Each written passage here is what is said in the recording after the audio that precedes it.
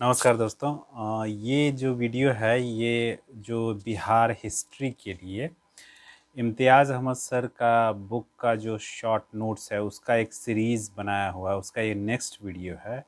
और इस वीडियो में हम बात करेंगे बिहार के मध्यकालीन बिहार के कल्चर की, मतलब कला और संस्कृति की बात करेंगे, स्थापत्य कला के बारे में बात करेंगे।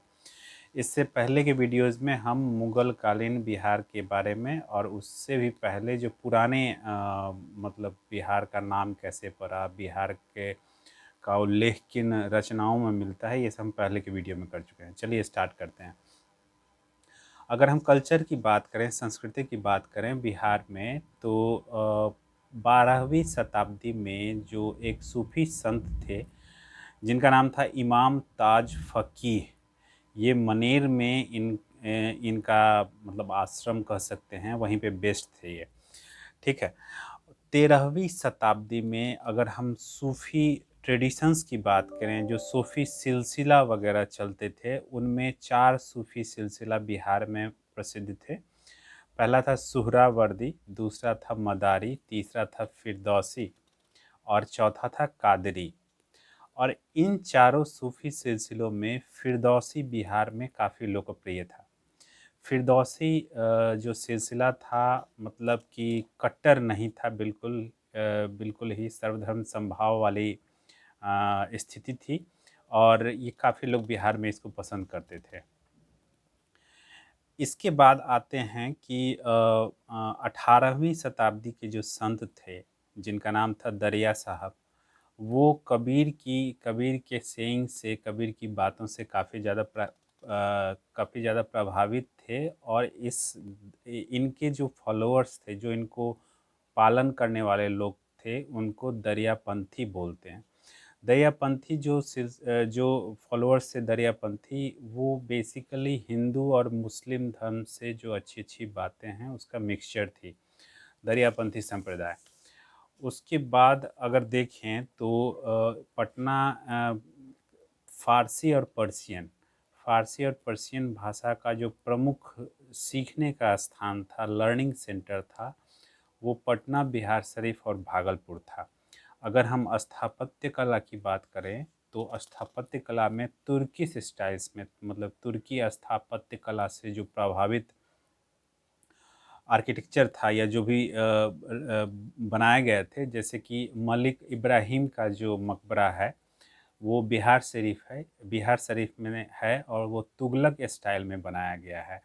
इम्पॉर्टेंट यहाँ हो सकता है, नोट करते जाइएगा कि मलिक इब्राहिम का मकबरा कहाँ है, तो ये बिहार शरीफ में है। अगर हम अफ़गान स्टाइल की बात करेंगे, अफ़गान शैली की बात करेंगे, तो शेरशाह ने अपना मकबरा मरने से पहले बनवा दिया था और ये अफ़गान शैली का बहुत ही सुंदर उदाहरण है।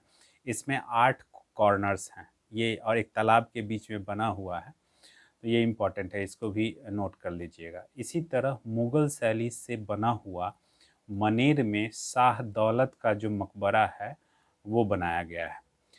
उसके बाद चलते हैं कि 1353 में मलिक इब्राहिम का जो मकबरा था, जो कि तुगलक स्टाइल में, तुगलक शैली में बना हुआ है बिहार शरीफ में। ये गियासुद्दीन तुगलक का जो टॉम्ब था, उनका जो मकबरा था, उससे काफ़ी ज़्यादा प्रभावित है।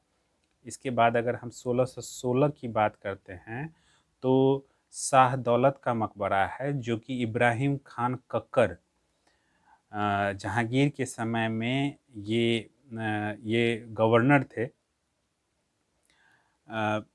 शाह दौलत ने बनवाया था गवर्नर इब्राहिम खान कक्कर का मकबरा। ठीक है, मुग़ल शैली का है ये। उसी के बाद अगर हम देखते हैं नवाब हैबत जंग म्यूज़ियम, जो पटना में बना हुआ है और ये लगभग 1748 के अराउंड बना हुआ है। ये मुग़ल शैली से प्रभावित है। स्थापत्य कला में इतना ही। अब आगे हम चलते हैं कि नवाब जो थे बंगाल के, उनके बारे में थोड़ा सा पढ़ेंगे और बिहार का जो शासन है उसके बारे में पढ़ेंगे। औरंगज़ेब की मृत्यु जो 1707 में हुई थी, उसके बाद मुर्शीद कुली खान ने औरंगज़ेब को, यानी कि दिल्ली शासन को, मुग़ल शासन को टैक्स वगैरह देना बंद कर दिया था। औरंगजेब के जो पुत्र थे बहादुर शाह, उनकी मृत्यु के बाद जो प्रिंस अजीम थे, मतलब बहादुर शाह के जो बेटे थे, उन्होंने जिन्होंने अपना टाइटल धारण किया था जो अजीमुशान, वो एक्चुअली औरंगजेब के पोते थे। वो बिहार में उनकी हार हो गई थी और दिल्ली शासन हथियाने के, मतलब दिल्ली की गद्दी हथियाने के चक्कर में लड़ाई करने के दौरान वो मारे गए। ठीक है। उसके बाद बहादुर शाह के बाद जो शासक बने थे जहांदार शाह, उनको चैलेंज किया गया फ़र्रुख सियार के द्वारा। और फ़र्रुख सियार जो थे वो अजीमुशान के पुत्र थे। और फ़र्रुख सियार ने बहादुर शाह को आगरा के नज़दीक हराया था। फ़र्रुख सियार ने अपना राज्याभिषेक पटना में करा लिया था और पटना में पहले वो मुगल शासक थे जिनका राज्याभिषेक हुआ था। उसके बाद बंगाल पे अगर फोकस करें, बंगाल बिहार पे फोकस करते हैं, तो 1740 में अलीवर्दी खान ने सरफराज खान को हटा के, अब सरफराज खान कौन थे? मुर्शीद कुली खान के वंशज थे, उनको हटा के बंगाल को कैप्चर कर लिया था। अगर हम नवाब का सीरीज़ का अगर बात करें तो अलीवर्दी खान जो थे वो इस सीरीज में सबसे लास्ट नवाब थे। मुगल अंपायर यानी कि मुगल साम्राज्य का जो अंत हुआ, उसके बाद अलीवर्दी खान ने हैबत जंग को डिप्टी नवाब नियुक्त कर दिया था। हैबत जंग की हत्या 1748 में अफगानों द्वारा कर दी गई थी।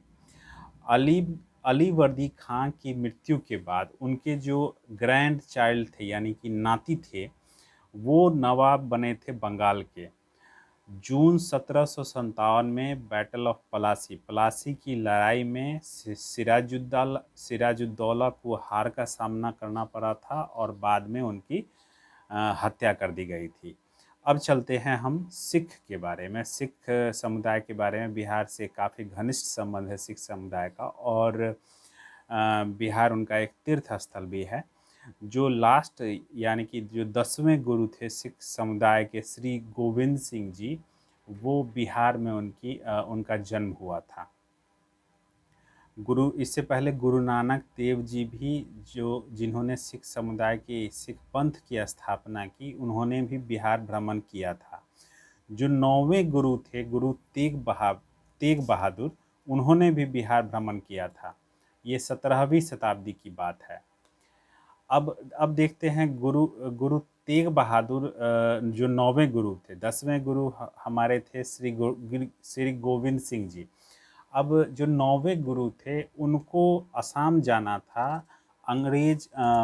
औरंगजेब के जो एक राजपूत कमांडर थे उनको हेल्प करने में, और उस समय वो पटना में ठहरे हुए थे। वहीं पटना में ही उनकी धर्मपत्नी गुजरी देवी,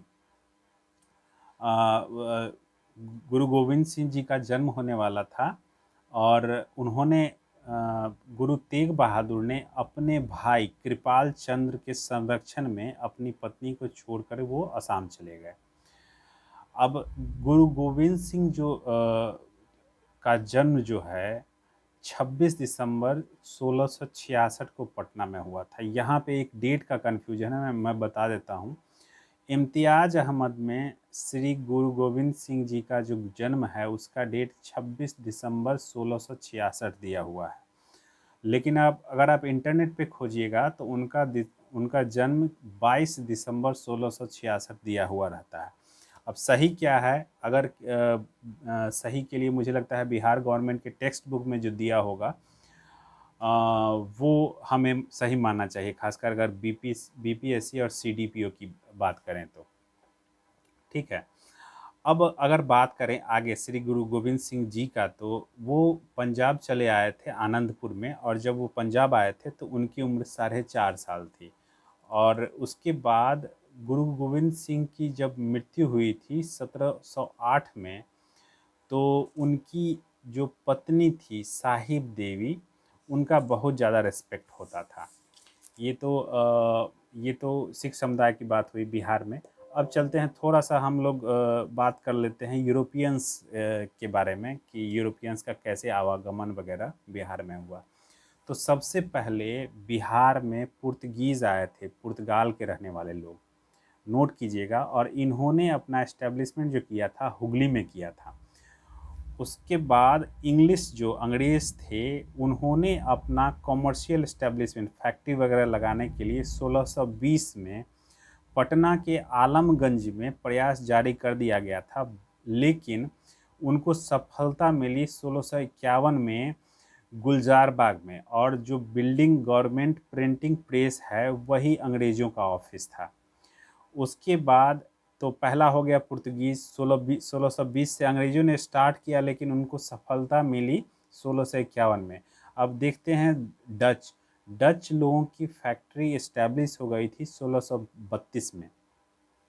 इसका मतलब ये हुआ, पहले हो गए पुर्तगीज़, उसके बाद हो गए डच, उसके बाद हो गए इंग्लिश, और सबसे लास्ट में डेन्स। ये इन्होंने अपनी फैक्ट्री 1774 में इस्टेब्लिश किया था, स्थापित किया था नेपाली कोठी के नज़दीक पटना सिटी में। ठीक है।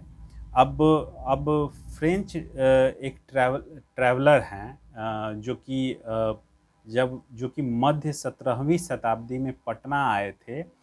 वो कहते थे कि मुग़ल साम्राज्य का दूसरा सबसे बड़ा व्यापारिक केंद्र पटना है, और उत्तर भारत में सबसे बड़ा, पूरे मुग़ल साम्राज्य में दूसरा और उत्तर भारत में सबसे बड़ा है पटना। एक दूसरे फ्रेंच ट्रैवलर ही थे, यात्री थे, मेनेडिक नाम था। उन्होंने उस समय एस्टिमेट किया था कि पटना का पॉपुलेशन 2 लाख है, इम्पोर्टेंट हो सकता है।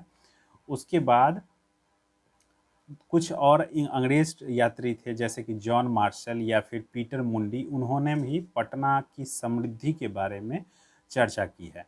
इस वीडियो में इतना ही रखते हैं। आगे हम मॉडर्न बिहार यानी कि आधुनिक बिहार, इम्तियाज़ अहमद वाला पार्ट करेंगे। Thank you.